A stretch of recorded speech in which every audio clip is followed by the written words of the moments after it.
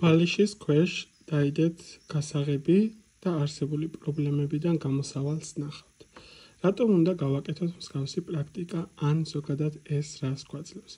როდესაც ადამიანი იმყოფება კონკრეტულ რაღაცა პრობლემურ სიტუაციურ მდგომარეობაში და ვერ ხედავს გამოსავლის მდგომარეობას, არ იცის როგორ მოიქცეს, რა არის მისთვის შვების მდგომარეობა, სწორი რა არის, რომ გააკეთოს, რა არის არასწორი.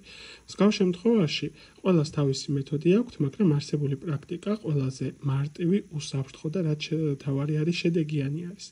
მოგიცემთ გარკვეული სახის პასუხებს. რა უნდა გააკეთოთ? იღებთ ჩვეულებრივ გასაღებს, რომელსაც არ იყენებთ და სამომავლოდ არ გამოიყენებთ ამ გასაღებს რომელიმე კარის გასაღებად. ეს გექნებათ გასაღები როგორც არსებული პრაქტიკისთვის. იღებთ ჩვეულებრივ გასაღებს და 3 დღის განმავლობაში არსებული გასაღები უნდა გქონდეთ ბალიშის ქვეშ. კონკრეტულად, როდესაც აიღებთ ღამე, სანამ დაწვევით არსებულ გასაღებს, ამ გასაღებს შეუჩურჩულებთ შემდეგ სიტყვებს. იყო საკეტი, დარჩა გასაღები. ეს გასაღები ახლა ჩემს უბედურებას მაშორებს, კარს ტყვეობიდან ანთავისუფლებს. დაეიყოს ეს ასე და ეს ასე იქნება. არსებულ გასაღებს დადებთ ბალიშის ქვეშ, სადაც გძინავთ და 3 დღის განმავლობაში არსებულ გასაღებზე გედებათ თავი ბალიშთან ერთად.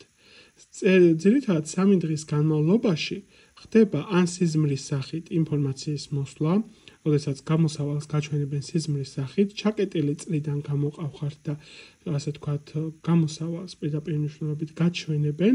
თუ კონკრეტულად სიზმრის სახით არ მოვიდა, ეს შეიძლება უბრალოდ ვიდმე ადამიანთან კომუნიკაციის მდგომარეობით მოხდეს გააზრება, ანუ უბრალოდ აზრობრივად წამოვიდეს გააზრების მომენტი, ანუ როგორც წესი 3 დღიდან მაქსიმუმ 1 კვირის განმავლობაში არსებულ შედეგს დადებს.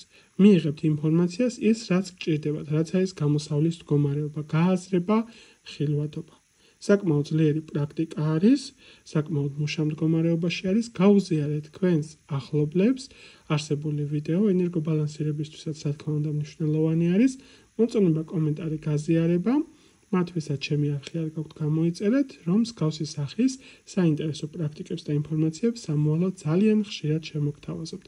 თქვენივე აქტიურობის ფონზე მოხდება არსებული, ასე ვთქვათ, ინფორმაციების გაზიარება თქვენთვის. გესურვებთ წარმატებას, ბედნიერებას, გაუფრთხილდით თქვენ საყვარელ ადამიანებს, დააფასეთ თითოეული დრო, რომელიც თქვენ გაგაჩნიათ არსებულ სამყაროში და მაქსიმალურად ეცადეთ, რომ პოზიტიურად დადებითად და სიყვარულის ენერგიებში გამოიყენოთ ეს არსებული ენერგიები და დრო. ნახვამდის.